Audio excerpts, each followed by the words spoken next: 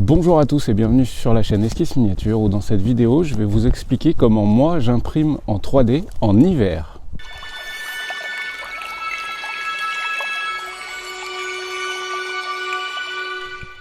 Alors ceux qui connaissent pas bien l'impression 3D vont dire t'es con, pareil. Non, en fait pas pareil du tout, ça marche pas comme une imprimante papier qui n'a pas de nécessité de température et d'un cadre contrôlé, etc. L'impression 3D utilise des matériaux et ces matériaux sont sensibles à la température. Vous allez constater forcément, si vous êtes un printer fou de figurines, de décors ou de quoi que ce soit d'autre, que ce soit en FDM ou en résine, que si vous ne changez pas vos paramètres entre l'été et l'hiver, vous aurez beaucoup plus d'échecs en hiver.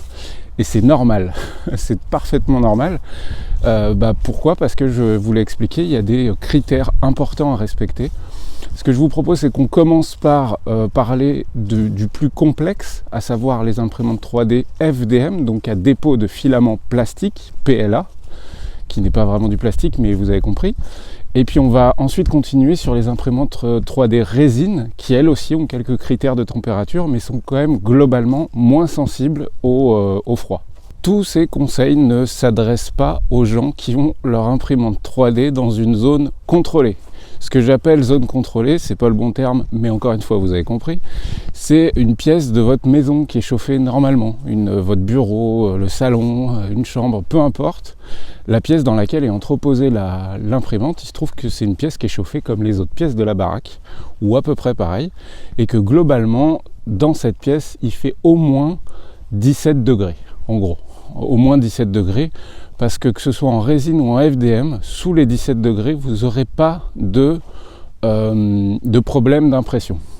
Globalement, les imprimantes FDM préfèrent plutôt une vingtaine de degrés, au moins une vingtaine de degrés de température ambiante, et une hydrométrie aussi, donc le taux de flotte dans l'air, qui est comprise entre 40 et 70, en gros.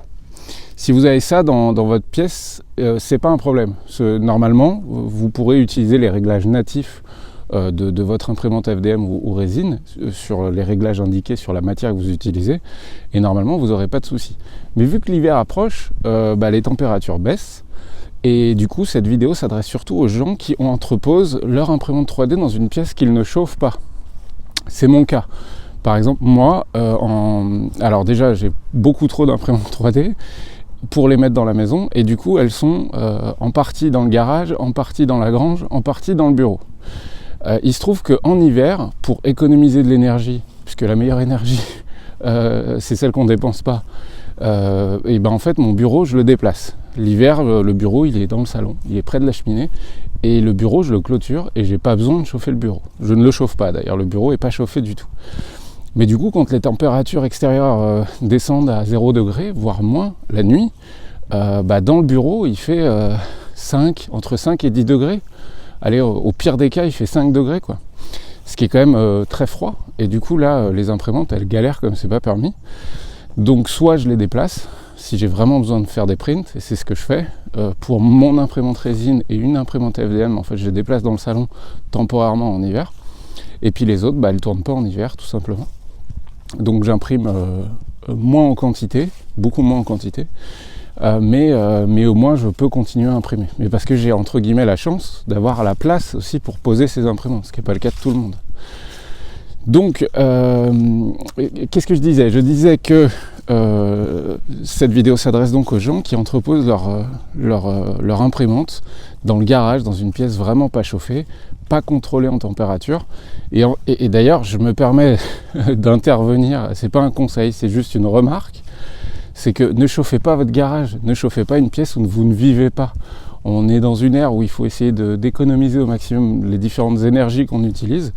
Encore une fois, la meilleure énergie, l'énergie la moins chère, c'est celle qu'on ne dépense pas. Donc si vous ne vivez pas dans cette pièce, la chauffez pas.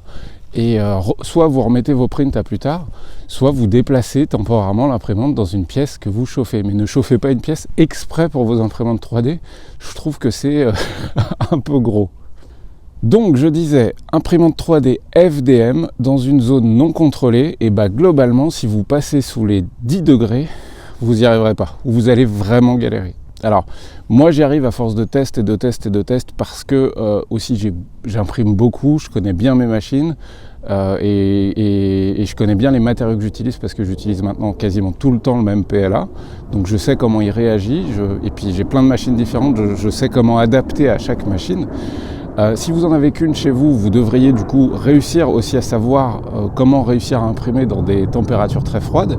Mais globalement, moi déjà la température, et il faut savoir que par défaut, le FDM quand on l'imprime, en gros le plateau il est à 60 degrés et la buse elle est à 200 degrés. Voilà, ça c'est la moyenne, on peut imprimer à moins, on peut imprimer à plus, mais si on fait une grosse louche, en gros c'est ça, 200 degrés pour la buse, 60 pour le plateau. En hiver, moi, dans mes pièces à 10 degrés, quand j'arrive à imprimer, j'imprime à 230 degrés pour la buse et entre 70 et 80 degrés pour le plateau. Ce qui crée en fait une espèce de zone de chauffe entre les deux qui normalement ne posera pas de problème. Mais il faut aussi savoir qu'en fonction de ce que vous imprimez, ça peut poser des problèmes. Exemple tout bête, j'imprime un dé. Un dé, franchement, l'écart entre la buse et le plateau, il va pas être très gros. Je vous parle d'un dé à taille normale, pas d'un dé de la taille d'une bagnole. Donc la zone de chauffe qui entoure donc la buse et le plateau, qui est entre les deux, quoi, cette zone où il y aura de la chaleur, elle n'est pas grande. Donc elle est facile à contrôler par la simple température du plateau et la simple température de la buse. Par contre, si j'imprime un truc énorme, vraiment un truc gros, ou un truc haut, très haut, un cylindre, voilà, on va dire que j'imprime une tubby. J'imprime une tubby, et ben je peux être sûr qu'en haut, si j'ai à 10 degrés dans la pièce, je risque d'avoir des problèmes d'impression. Pourquoi ? Parce que il y a cette zone de chauffe entre la buse et le plateau, et ben en fait elle est plus diffuse, beaucoup plus écartée, donc la température des 70 degrés du plateau, elle va pas monter jusqu'en haut de la tubby, et du coup, le haut de l'objet sera très très mal imprimé, voire va carrément foirer. Pourquoi ? Parce que y a le ventilateur qui tourne, on peut aussi réduire la vitesse du ventilateur, mais ça peut poser problème. Donc globalement, si vous imprimez dans une pièce froide, imprimez des petits objets. Il vaut mieux imprimer des petits objets en FDM, vous aurez moins de problèmes. C'est en tout cas moi ce que j'ai remarqué.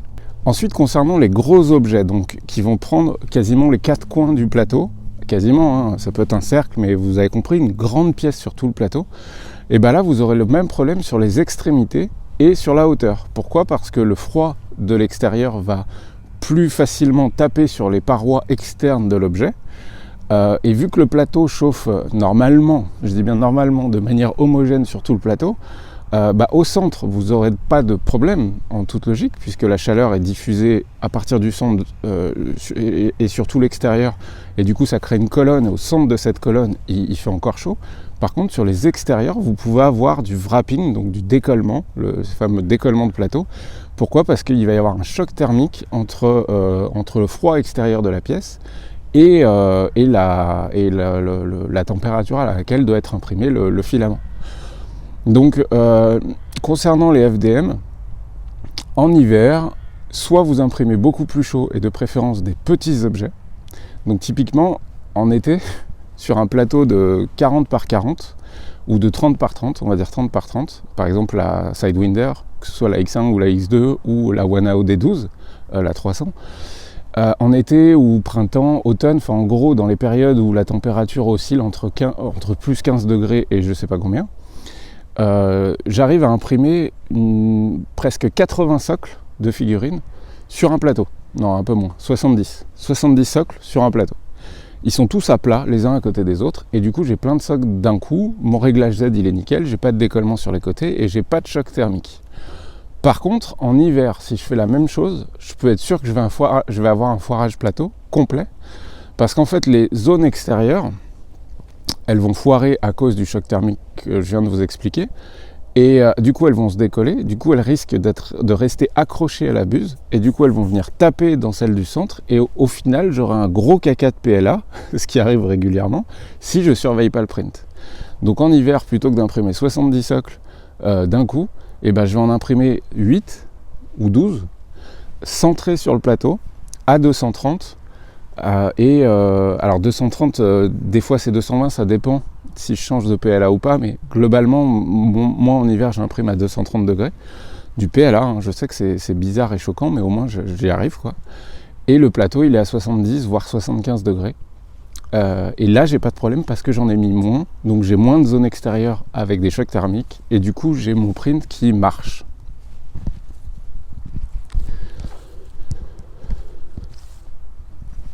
Autre truc qui peut vous sauver si vous voulez imprimer en hiver quand il fait très froid avec une imprimante FDM, c'est vos rouleaux de PLA, stockez-les dans la maison avant de lancer un print.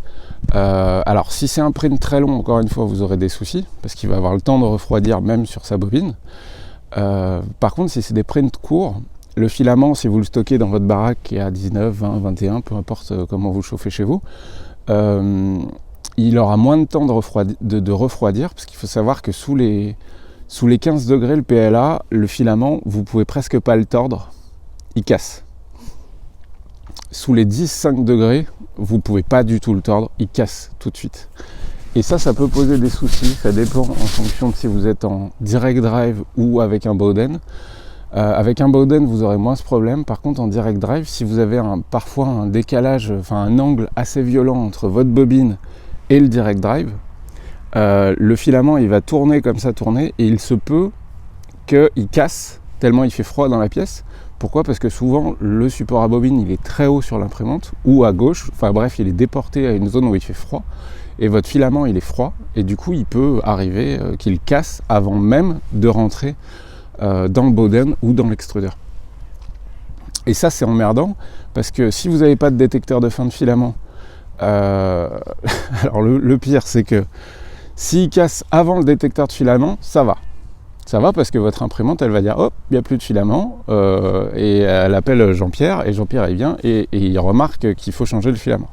Par contre, il se peut parfois qu'il casse entre le détecteur de fin de filament et l'extrudeur, et dans ce cas-là, l'imprimante elle croit qu'il y a toujours du filament parce que il y a du filament dans le détecteur de fin de filament, alors qu'il n'y en a plus entre les deux, et du coup elle va continuer le print comme une connasse, elle va continuer d'imprimer, alors qu'il n'y a plus de filament, et c'est dans ces moments-là qu'on peut avoir des gros problèmes, parce que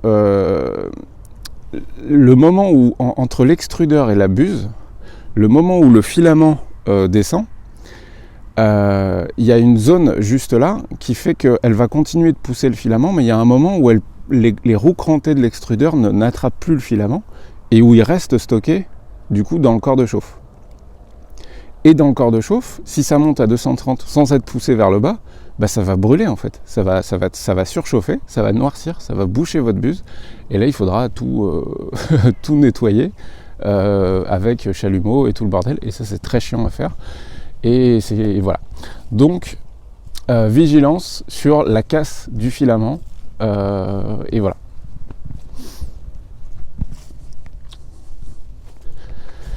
Bon, ça c'était concernant les imprimantes FDM. Je résume parce que je pars dans tous les côtés, mais encore une fois c'est presque plus un vlog à écouter que regarder ma tronche parce que ça n'a pas grand intérêt. Donc globalement, si vous êtes dans une pièce contrôlée à plus de 15 degrés, vous inquiétez pas, normalement ça roule. Si vous descendez sous les 15 degrés, plus petit print, plus centré sur le plateau, enfin très centré sur le plateau du coup, et stockez vos filaments dans une pièce contrôlée, dans une pièce chauffée, dans une pièce avec une température adéquate, et surveillez un peu plus régulièrement votre print si vous le pouvez. Passons aux imprimantes résine à imprimer en hiver. Alors elles sont quand même beaucoup moins sensibles à la température, en tout cas moi c'est les retours que j'ai, mais globalement si vous descendez, là ce sera plutôt sous les 10 degrés et en dessous, il va falloir augmenter le temps d'exposition par couche. Si vous descendez sous les 0, c'est pas bon du tout, parce que la résine, je ne sais pas s'il y a de la flotte dedans, certainement, et du coup ça risque de geler, donc ne faites surtout pas ça. C'est sûr et certain que vous allez avoir des gros problèmes, vous allez perdre une quantité de résine pas possible, vous allez niquer le FEP, enfin bref. Stockez pas votre imprimante avec un bac rempli dans un garage qui descend sous les 0 degrés en hiver, c'est une très mauvaise idée. pareil pour les bidons de 1 kg de résine, là, ne les stockez pas dans le garage ou autre, stockez-les chez vous, dans la maison, bien fermés. Il n'y a aucun risque si c'est bien fermé, à hauteur inaccessible pour les gamins, quoi. Et là, vous n'aurez pas de problème. L'avantage qu'on a aujourd'hui avec les imprimantes résine, c'est que la plupart de celles d'aujourd'hui sont des imprimantes monochromes. L'intérêt de tout ça, c'est qu'on fait des prints beaucoup plus rapides. Quand on atteint les 5-6 heures, c'est que ça commence déjà à être ce que j'appelle un gros print. Donc ça va être par exemple un gros char qu'on met de manière verticale pour qu'il s'imprime bien, ou carrément une statuette où on va atteindre 10 heures. Là, ça commence à être des gros prints en résine, alors que des gros prints en filament, ça peut durer 3 jours. Donc elles sont entre guillemets rapides. Du coup, il va y avoir un temps, un laps de temps suffisamment court qui va éviter, entre le moment où vous mettez votre résine qui vient de la maison à 20 degrés dans votre imprimante 3D résine qui est dans le garage à 5 degrés, il va y avoir un temps suffisamment long pour qu'elle refroidisse pas trop vite et que du coup le print se passe bien. Globalement, moi, à 5 degrés, je change aucun réglage. Mais pourquoi ? Parce que j'utilise une résine de qualité. Avec les résines type Anycubic, type Eligo, etc., là, je sais qu'il faut que j'augmente mon temps d'exposition.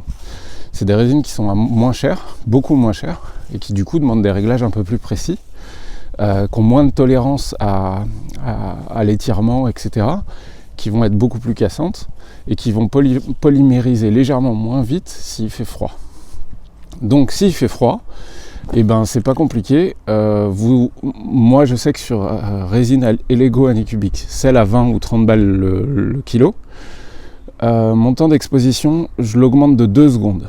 Donc ça dépend de l'écran que vous avez, mais sur une monochrome, je passe de 3 secondes à 5 secondes, et là à 10 degrés, j'ai pas de problème. Encore une fois, c'est des prints, moi, qui dépassent rarement en résine les 4 heures. C'est quand même rare, à part quand j'imprime des véhicules, des chars que je teste. Mais sinon, quand ça ne dépasse pas les 4 heures, j'augmente juste de 2 secondes le temps de polymérisation. Donc j'aurai un print plus long, mais je suis sûr que mes différentes couches vont accrocher.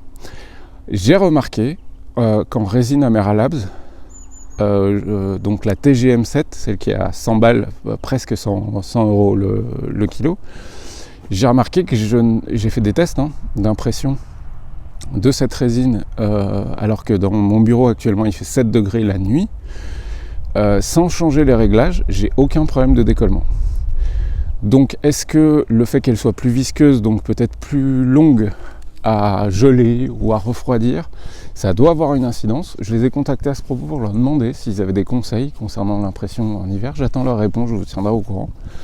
Mais globalement, avec la TGM7, j'ai rien changé et ça marche. Par contre, avec les autres, j'augmente mon temps de polymérisation.